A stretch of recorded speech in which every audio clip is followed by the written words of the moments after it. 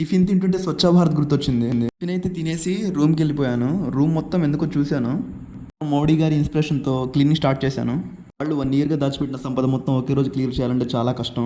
Plastic సామాన్లు, టిన్నులు, water cans అన్నీ ఉన్నాయి. ఇవన్నీ అమ్ముకున్న డబ్బులు వస్తాయేమో నాకు. 6 రోజుల తర్వాత బాడీకి పడిపడినట్టుంది. ఈ పంచలో మొత్తం పేరిస్తే కానీ ఈజీగా మనం కిందకి ట్రాన్స్ఫర్ చేయలేం. ఇవన్నీ తీసుకెళ్ళి ఇప్పుడు రోడ్డు మీద పెట్టాలి. అదిగో ఆ రోడ్డు. ఈ మెట్ల మీద అలా కింద తీసుకెళ్ళి అక్కడ పడేసే లోపు నా ఓపిక అయిపోయింది అనుకుంటాను. వాళ్ళ పిల్లలకి చాలా కష్టపడి ఇవన్నీ కిందకైతే పెట్టేశాను. మీద పెట్టగానే మున్సిపాలిటీ వాళ్ళు వచ్చేసారు. చాలా బట్టలు ఉన్నాయి తీసుకుంటారా అని ఒక ఆవిడని అడిగాను, పెద్ద ఆవిడని. సరే తీసుకురామ్మా అని చెప్పింది.